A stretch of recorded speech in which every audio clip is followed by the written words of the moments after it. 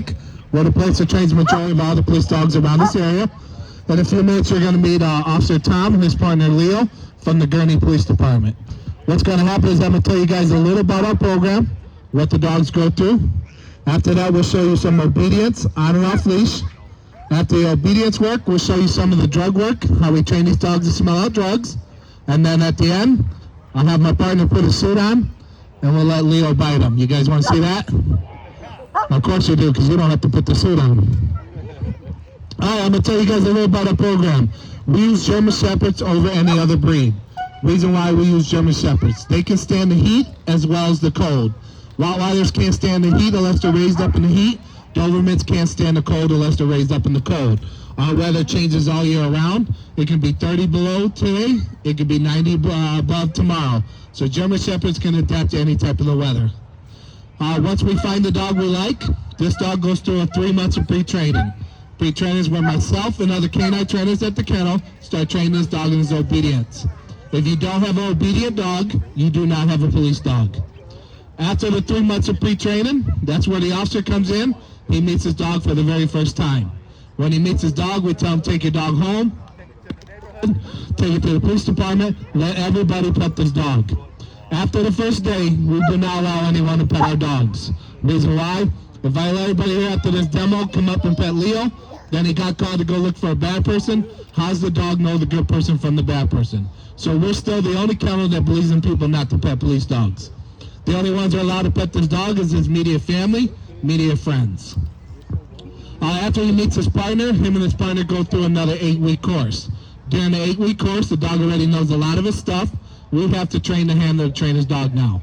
So some of the things that this dog knows that I can't show you today, it's going to be article searches, building searches, cadaver, and I'm going to tell you guys a little about those. And tracking. What's tracking? Everybody's got skin particles called RAVs. Everybody's got their own smell to them.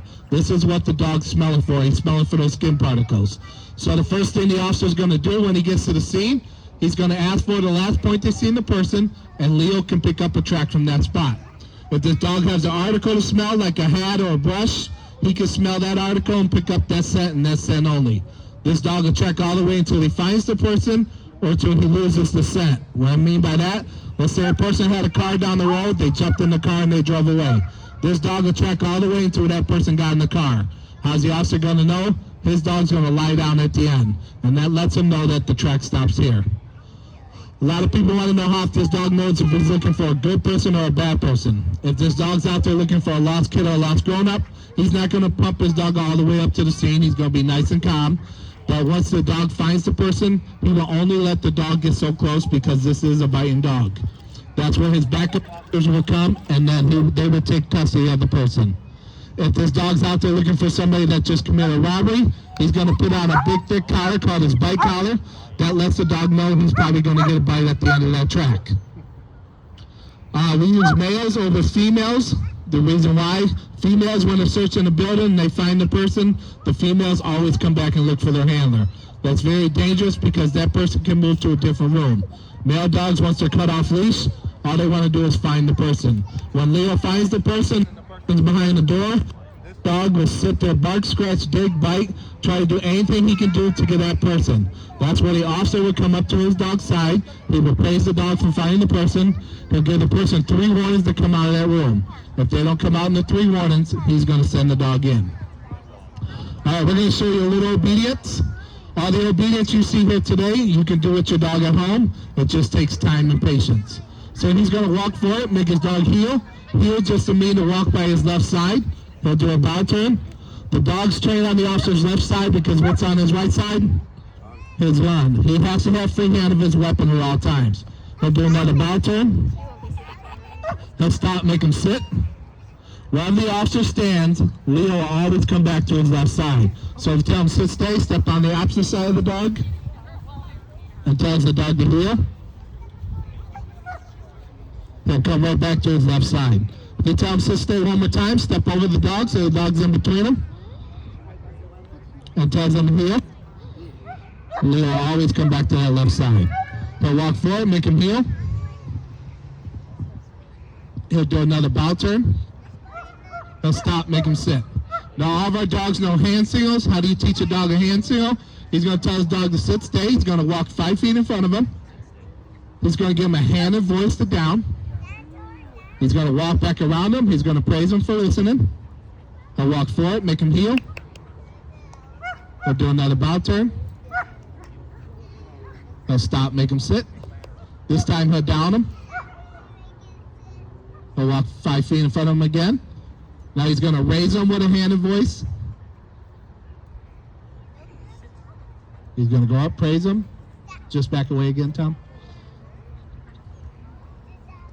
Now he's going to call him to him with a hand and voice. He's going to make him sit in front of him. And he's going to finish him with a hand and voice. Now, as good as our dogs do good on leash, they have to do good off leash. So he's going to take his leash off. He's going to walk for it, make him heel. Come out this way just a little, Tom. Come out this way just a little. He can make his dog sit as he's walking. Keep walking. Now, where do our hand signals come in? Let's say he's searching the building and he don't want the people inside to know where he is. All he's got to do is give his dog a hand to down. He's going to raise him with just a hand. Call him with just a hand. And finish him with just a hand. He'll walk forward, make him heel. He'll do a left or right turn. He'll stop, make him sit. Now, the most important thing with this dog is the toy. If these dogs do not play with the toy when we come, they come to our kennel, they do not become a police dog. This reward is for the dog, so anytime he does anything good, he gets his reward. So what's going to happen, he's going to go about 5 feet, and I'm going to count to 3, and he's going to pull his toy out and play with his dog. 1, 2, 3. There we go. Let's give a big hand to the officer and his partner. How long will this officer play with his dog? If him and his partner doing a mile and a half track, he's going to play with the dog all the way back to the squad car. The officer's going to get tired before his dog will. You want to play for another half an hour? Okay. All right, so the next thing we're going to show you guys is our narcotics part of our demo. Let me get this pseudo.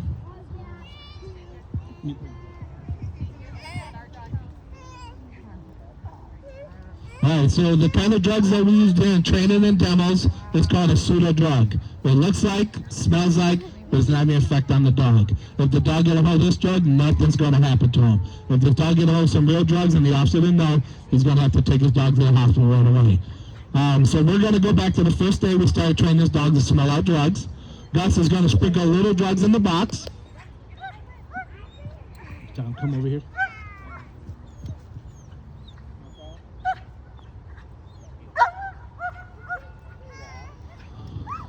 So what's going to happen is Tom's going to throw Gus a toy. He's going to tease the dog with the toy. He's going to throw the toy in the box. What's going to happen is Tom's going to walk up with his dog. His dog's going to reach in and grab the toy. When he grabs the toy, what's he smell? The drugs. He doesn't know why. He just knows every time he smells drugs, he gets his toy.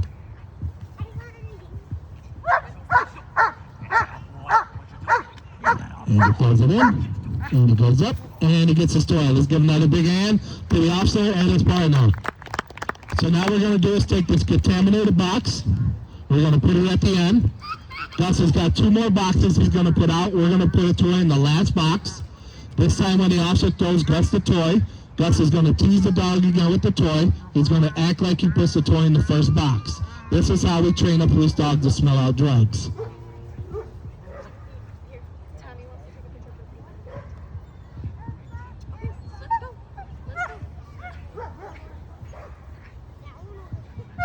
So he's going to throw him the toy. He's going to tease the dog again. He's going to act like he puts it in there. He comes up.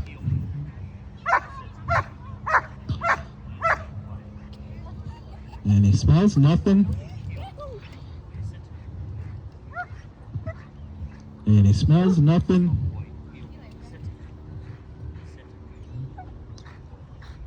And he gets his toy. Let's give another big hand to the officer and his partner. So now what's going to happen is we're going to take the contaminated box away. We have a box that has his favorite toy in it already. It's all taped up.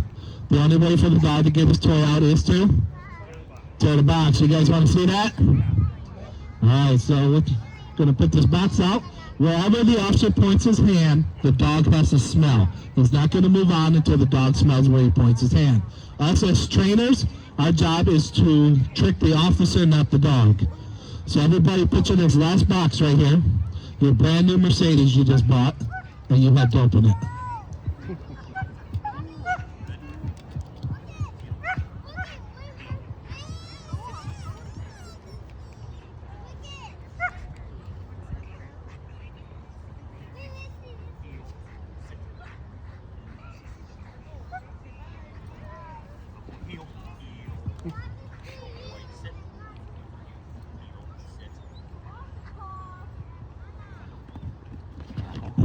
He likes to be cheered on. Cheer him on.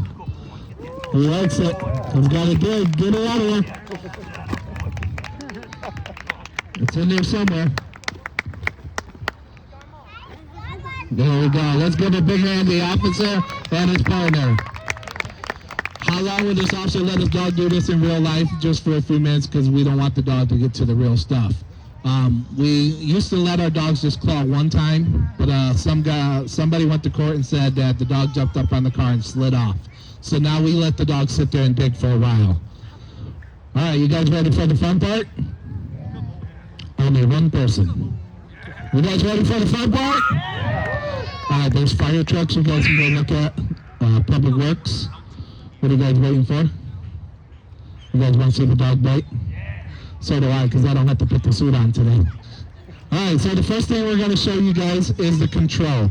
The next collar he puts on his dog is his bite collar. This is put on the dog when it's time to bite somebody. Once again, he does not need it.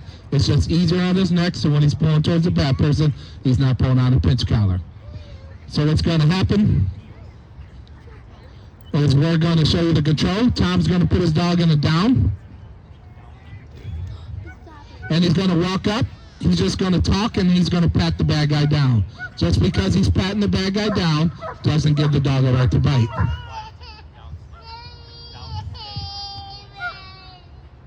So he's going to go back to his dog. You notice that the officer never crosses in front of his dog because you don't want to lose sight of the bad person and the dog. So now he's going to put his dog in a sit. This time when he walks up and he pats the bad guy down, you guys watch what happens.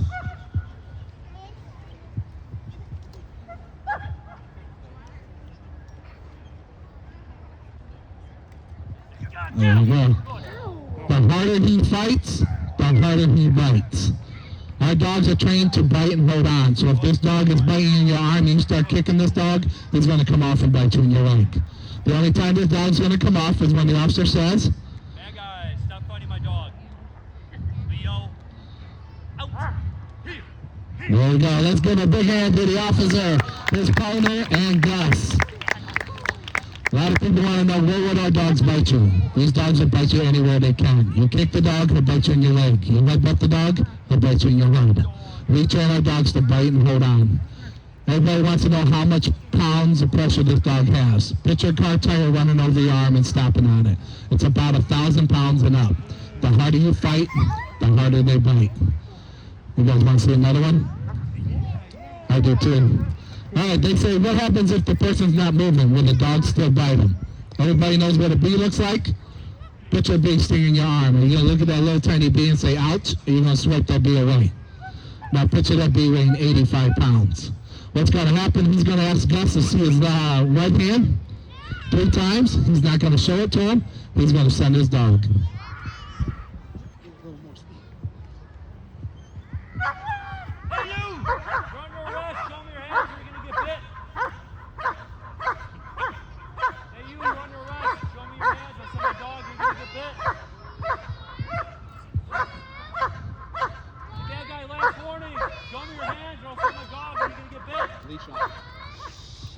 I guess he's not listening. Here we go.